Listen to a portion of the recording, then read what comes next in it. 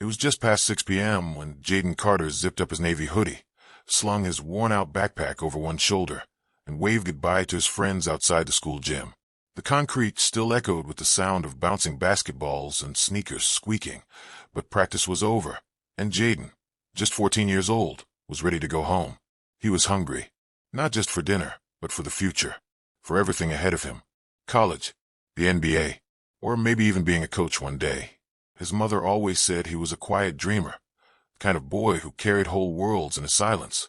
Jayden took the same route home he always did, past the faded mural of civil rights leaders on 5th Street, past old Mr. Thompson's barbershop, where grown men argued about sports and politics like they were the same thing, down the cracked sidewalks littered with autumn leaves and bottle caps, where streetlights buzzed faintly to life. It was a walk he'd done 100 times before. Harmless, familiar, routine. His hoodie was up. It was chilly out, and his breath formed tiny clouds in the air. His earbuds were in. He was listening to Kendrick Lamar, zoning out to the beat, the lyrics brushing against his thoughts like poetry. He didn't notice the car parked halfway down the block, with its engine idling, or the person watching him from behind the glass. Jayden's hands were in his pockets, not because he was hiding anything, but because that's what you do when your fingers are cold. But someone saw something else. A 911 call was made. Suspicious male, possibly armed, walking down Chestnut Avenue. That's all it took. No crime, no evidence, just a boy with brown skin, walking alone in a hoodie, and a neighbor who didn't think he looked like he belonged. The sirens came fast. Red and blue lit up the street like alarm bells for something that hadn't happened. Jayden turned, confused. He pulled one earbud out. He didn't run. He didn't speak. His heart thudded against his ribs, unsure of what was happening. 2 officers stepped out of the cruiser, hands already near their holsters. One barked a command he barely had time to process. They claimed he matched the description. Of what? Of who? There was no answer. Jayden's hoodie suddenly made him dangerous. His silence made him suspicious. His very presence threatening. He raised his hands slowly. One of them still clutched his phone, but the fear in their eyes didn't wait for confirmation. A sudden shout. A shot. And just like that, the world cracked open. Jayden fell back onto the sidewalk, legs folding awkwardly beneath him. His phone slid across the pavement.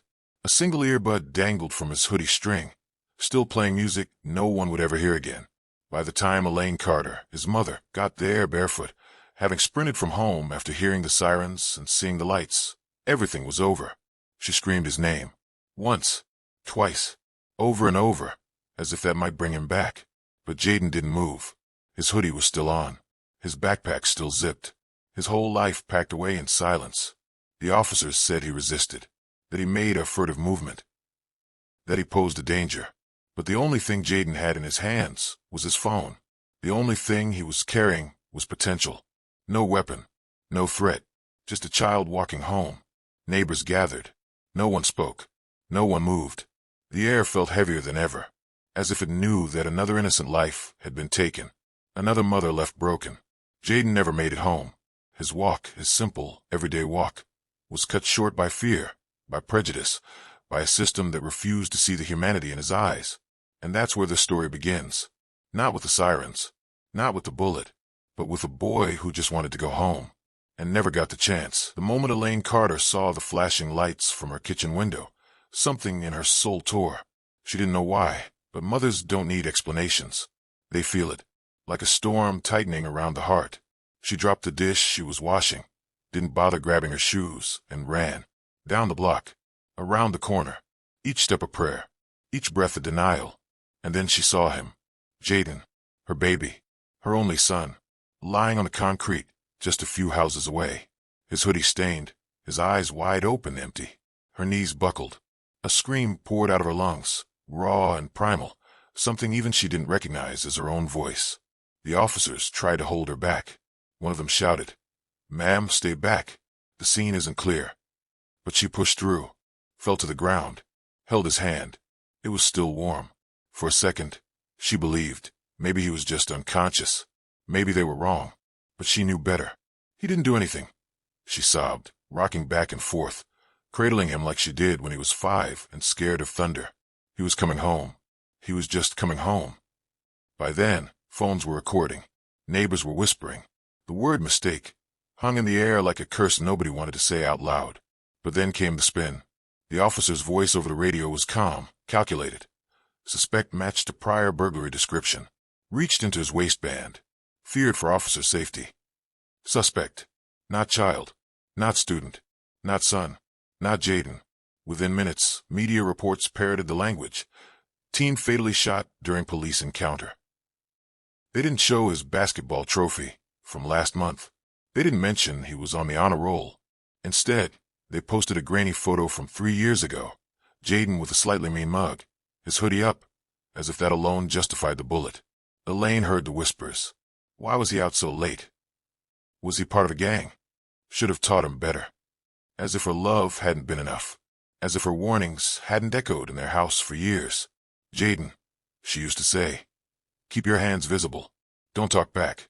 Don't wear your hood at night. Look respectful. And he did. He always did. But his skin had already spoken for him. At the precinct press conference the next day, a stone-faced police chief said the words that would haunt her. The officers responded appropriately to a perceived threat. Perceived. That word, slippery as oil, could justify anything. Even the death of a boy with a basketball in one hand and Kendrick Lamar in his ears. Elaine sat in her living room that evening, surrounded by silence. Jayden's sneakers were still by the door. His leftover dinner in the microwave. His math homework half finished on the coffee table. The house was frozen in time. Everything paused where he left it. She clutched his hoodie to her chest, inhaled what scent still remained. Sweat, deodorant, laundry detergent. It smelled like him. It smelled like life. But outside her door, the world had already begun rewriting who he was. He was a threat, they said. He looked suspicious. He should have complied.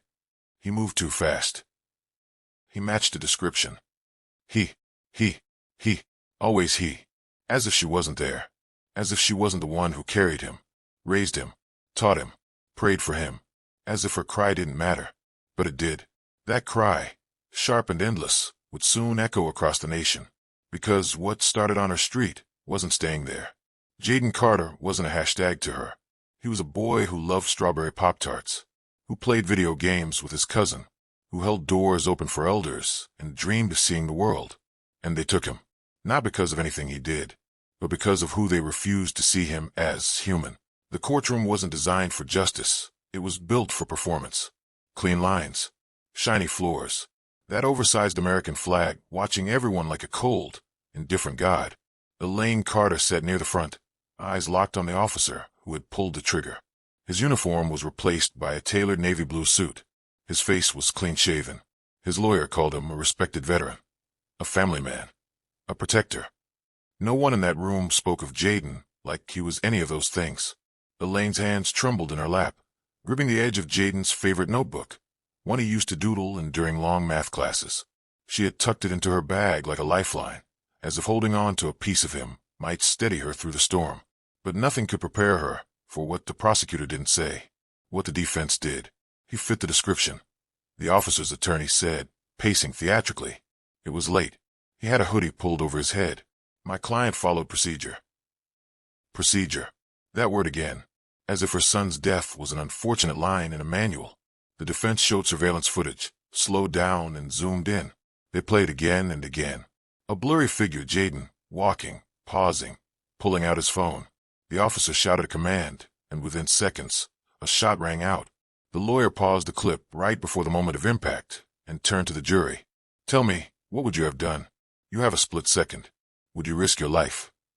Elaine wanted to scream. He was pulling out his phone, but instead her body locked. Her voice betrayed her, and in that silence, the room swallowed her son whole. The officer testified, voice low and steady. He said he feared for his life, said Jayden made a sudden movement, said he regretted the outcome, but stood by his decision. No one wants this, he said, but it was me or him. Elaine stood up then, without planning to, without thinking, and the entire courtroom turned. It was always him, she whispered, and it keeps being him, and boys like him. Again and again, you feared his skin before you saw his hands. The judge called for order. Her attorney gently urged her back to her seat, but the echo of her words lingered in the air like smoke after fire. Reporters sat quietly in the back, jotting down their versions of the truth. Social media outside buzzed with hashtags and outrage. But inside that courtroom, it was all structure, rules, time limits, evidence. And yet somehow the most important evidence of all, the life of a child, felt invisible. Jayden never got to testify, never got to explain what he was doing, never got to say he was scared, that he didn't want to die on a sidewalk, that he just wanted to get home and eat his mom's leftovers and maybe play some music before bed. Elaine watched as character witnesses were called. For the officer, not her son. He volunteers at the church, one said. He coached my kid's soccer team, said another. Elaine wanted to scream again. Jayden volunteered too. At the library, he helped seniors with their phones. He held the door for strangers, even when they didn't say thank you. But no one had asked. No one ever did. When closing arguments came, the officer's lawyer said, "This is a tragedy, yes, but not a crime. It was an honest mistake in a dangerous world." A mistake. That's what they called it. Jayden's life a mistake. Elaine didn't stay for the verdict. She knew before it came. When the jury returned hours later with not guilty, it didn't feel like news. It felt like confirmation of something she already knew. The system wasn't built to hear her son's voice. Or hers. As reporters crowded outside the courthouse, Elaine walked past them all. No statement. No soundbite. Just the weight of a mother's grief and the unbearable silence the justice system left behind. But that silence wouldn't last forever, because a fire had been lit. And mothers like Elaine, they don't burn quietly. The day after the verdict, the world outside kept spinning, cars honking, dogs barking, delivery trucks rumbling past. But Elaine Carter's world had stopped. Her son had been buried, her pleas ignored, and now the man who killed him walked free. But somewhere beneath the crushing weight of sorrow, a flicker of something remained. Not peace, not acceptance, purpose. At first, she didn't know where to put it. She sat at her kitchen table, staring at Jayden's untouched cereal bowl from weeks ago, and asked herself, what now? The world had told her to move on, but mothers like Elaine don't move on. They move forward. She printed a photo of Jayden, his 8th grade graduation portrait, where he smiled too wide and his tie was crooked. She taped it to a poster board, scrawling in bold letters beneath it. He was just walking home. That afternoon, she stood alone outside the courthouse with that sign pressed against her chest like armor. At first, people passed her by. Some gave pitiful glances. Others shook their heads. But then a woman approached, middle-aged, wearing scrubs, her eyes red-rimmed. She asked Elaine for Jayden's name, and when Elaine told her, the woman whispered, "My nephew too," and pulled out a marker. She wrote his name on the back of Elaine's board. By the 3rd day, there were 10 people holding signs. On the 5th, there were 40. By the end of the 2nd week, they flooded the courthouse steps. Teachers, students, grandmothers, veterans, clergy, each carrying photos of someone they'd lost or someone they feared they might. They didn't chant loudly. They didn't riot. They stood, hand in silence, because the silence that killed Jayden now echoed as resistance. The media began to notice. Local stations filmed quietly at first, unsure if it was a one-day thing. But then national outlets showed up. Elaine's face, worn, beautiful, resolute, became a symbol of something the country couldn't ignore anymore. One day, a girl no older than 14 approached her with tearful eyes. She said, "My name's Ava. I look white, but my daddy's black. And I'm scared every time he drives to work." Elaine knelt, cupped the girl's hand, and whispered, "Then you march beside me. So the world has to listen to both of us." Soon other mothers called. From Chicago, from Ferguson, from Atlanta. They didn't ask permission. They just came. They brought photos, memories, and grief like kindling, and together they lit a fire that reached the nation's doorstep. The march moved beyond the courthouse. It spilled into parks, onto bridges, through state capitals, but it always began the same way, with Elaine holding Jayden's photo, walking ahead with a quiet power that needed no microphone. When reporters shoved cameras in her face asking, "What do you want?" she never once said revenge. She said, "I want my son back. And since I can't have that, I want the next child to come home." One night, after a long day of marching, Elaine sat on the steps of the courthouse, her legs aching. A young man approached, early 20s, wearing a hoodie. "I'm alive today because of you," he said. Elaine looked up, tears rising. "No," she replied, voice cracking. "You're alive because you had the right to be. I'm just here to remind them of that. In those weeks, Elaine became something larger than the grieving mother. She became a force, a reminder, a mirror held up to a nation that had looked away too long. And what began as one mother's stand turned into a movement that carried the names of the lost and the living with equal weight. Because when justice fails, it's not rage alone that brings change. Sometimes it's the quiet, unwavering footsteps of a mother who refuses to let her son's name fade into silence. The world has a cruel way of reducing lives to headlines. A name trends, a photo circulates, and for a brief moment, the world mourns in unison. But then the scroll continues, the feed refreshes, and the name, once cried out in protests and painted on posters, becomes just another hashtag lost in the sea of the forgotten. But not Jayden Carter. Not as long as Elaine breathed. What began as a march soon became a mission. She refused to let her son's name be tucked neatly into a chapter of sorrow and closed. No, Jayden's name would live, in classrooms and laws, in every young black boy who made it home safely because of what followed. Elaine turned grief into groundwork. She met with legislators. She sat on panels beside lawyers, educators, activists, speaking not with polished legal jargon, but with the raw, undeniable clarity of a mother whose child was stolen under a streetlight. She launched the Jayden Carter Foundation, aimed at training officers in bias recognition, funding community watch programs, and giving scholarships to black students in memory of those who never got to grow old. She refused to let her son's name be spoken only in sorrow. Jayden wasn't a martyr. He was a kid who liked sour gummy worms, who once cried when his fish died, who spent hours trying to learn the moonwalk because he swore Michael Jackson was watching from the stars. Elaine shared those memories with the world, humanizing the boy they had tried to criminalize with a headline. In schools, students began to wear hoodies on the anniversary of Jayden's death, not in protest, but in solidarity. Walking Home Day, they called it, a reminder that the simple act of getting from school to home shouldn't require luck or prayer. One afternoon, Elaine received a package. Inside was a hoodie, navy blue. On the front, in stitched white thread, were the words, "Jayden was my classmate. He deserved to grow old." A note came with it. "Because of your fight, I made it to college. I'll take your story with me." Elaine broke down, clutching the hoodie to her chest as if it were her son himself. When cameras finally moved on and crowds thinned, Elaine remained, quietly doing the work, quietly keeping the fire alive. And though there were nights when she sat by Jayden's empty bed and whispered apologies for not getting there sooner, she knew her fight was changing things. Jayden's name would never be just a hashtag, because it was never just a story of loss. It was a warning, a movement, and a promise.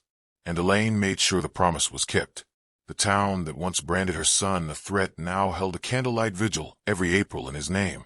The officer who took Jayden's life may have walked free, but Jayden's legacy marched on in 1,000 voices, 1,000,000 footsteps, and laws rewritten in the ink of a mother's tears. Elaine stood at the state capitol on the day Jayden's law passed. The bill required de-escalation training and body cams for all officers in the state. As she watched the governor sign it into law, she held Jayden's photo high, her voice calm, steady, and resonant. This doesn't bring him back, but maybe, just maybe, it keeps someone else's child alive. And with that, the world learned that Jayden Carter was never just a name, never just a number, never just a hoodie in the dark. He was loved, he was light, and because of Elaine, he will never be forgotten. If the story moved you, don't let it end here. Tap that like to honor Jayden's name. Share this video, because someone out there still thinks this doesn't happen.